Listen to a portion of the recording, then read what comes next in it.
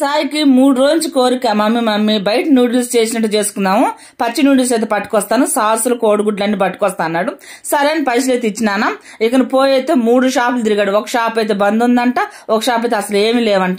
ఇంకో షాప్ లో కూడా మన మ్యాగీ దొరికింది కానీ పచ్చి నూడిల్స్ అయితే దొరకలేదు. షాప్ నుండి ఫోన్ చేసాడు, మమ్మీ నూడిల్స్ అయితే లేవు, మ్యాగీ అయితే వండి అంటే, సరే అదైనా తెచ్చుకొని ఆయన నీకు చేసి పెడతాందే అన్నాను. ఇక మనకి మామూలుగా మ్యాగీలోకి అయితే పొడి కంపల్సరీగా వాళ్ళే ఇస్తారు కదా, మనకి ఇంకేం వేయాల్సిన అవసరం లేదు.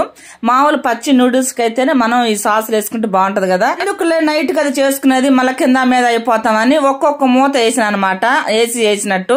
అదే నాకు పెద్దగా టేస్ట్ అనిపించలేదు. ఒక్కొక్క మూత మీకు చూపించాను కదా, ఇంకా అంతకన్నా ఎక్కువైతే వేయలేదు. నాకేం పెద్ద డిఫరెంట్ టేస్ట్ అయితే ఏమి రాలేదు. కాకపోతే మామూలు నూడిల్స్ అయితే మటుకు వస్తదేమో, దీంట్లో ఆల్రెడీ మనకి మసాలా ప్యాకెట్ ఉంటది కదా, ఆ టేస్టే బాగుంటదిలేండి. నిన్న నైట్ మినీ వ్లాగ్ ఇది. వండకుండా మా వారికి, నాకు, మా సాయికి ముగ్గురికి సరిపోయింది అదే.